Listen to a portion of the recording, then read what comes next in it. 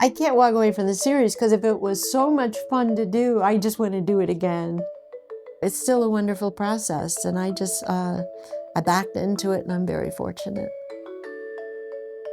The ocean looks very independent and wild, even with its waves and its vastness. But the ocean is fragile. The ocean needs our protection. And a lot of people are stepping up to do that. And I couldn't admire them more. So I wanted to write about that. I wanted to write about people who are focused on protecting our waters and our animals. My most recent book to come out was Sea Otter Sunrise, in which Jack and Annie go to Monterey Bay in California and have a great adventure with the sea otter. But how do I do these kinds of books? Where do I start? When I start writing a book, I'm not fully confident. It's not like I feel, oh, I've done this so many times, I could do it in my sleep. It's pretty much the opposite. I get nervous, I get insecure, I don't know if I can do it again. My fear pushes me to show up every morning to write and make sure I meet my deadlines and make sure I don't wait too long before I start writing a new book. So that bit of nerves and anxiety and some of a lack of confidence actually can be used to serve the writer. So I wanted to write the book, and I wanted Jack and Annie to go down into the deep sea off of California, and I wanted them to scuba dive. I have never scuba dived. I can barely swim. So how was I going to write about Jack and Annie scuba diving? Research. Everything you see before me, I put ahead on the table to show how I do my research. I always start with maps. I have to know physically where I am in a story, and I feel comfortable and safe, like, oh, I know where this goes, and I like directions. I like to know, no, they didn't turn left, they turned right. In this case, I got a map online of the Monterey Bay Aquarium, and then I needed to know where the aquarium was on the shoreline, because I need to get them from the aquarium back to the treehouse. I often start with the easier books, and I work up to the harder books in my research. I had to read about kelp forests. That's where you find the sea otters.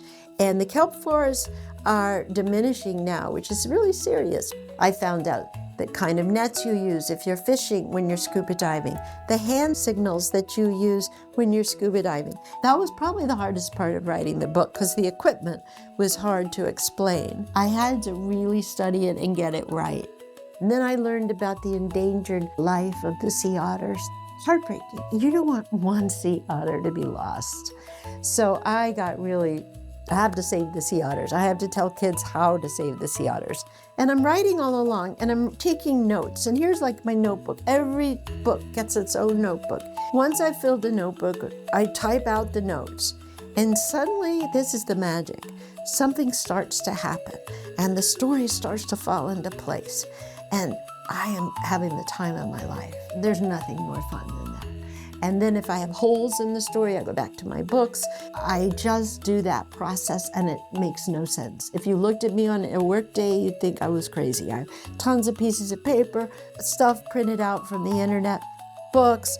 I can't explain these things. They're mysterious, but it's the creative process. And I honor it, but I haven't conquered it. I finally get a story. I send it by email to my editor, who's wonderful. She just loves Jack and Annie, and she knows what they do, how they do it. And she wants to read it as if she's reading it for the first time. And then she sends it back to me with lots of notes. So she's telling me, say more here, take this out. Why did they do this? Maybe this is a better word. Your teacher can do this, or your parent, or your big brother or sister. But I work on that, I redo it.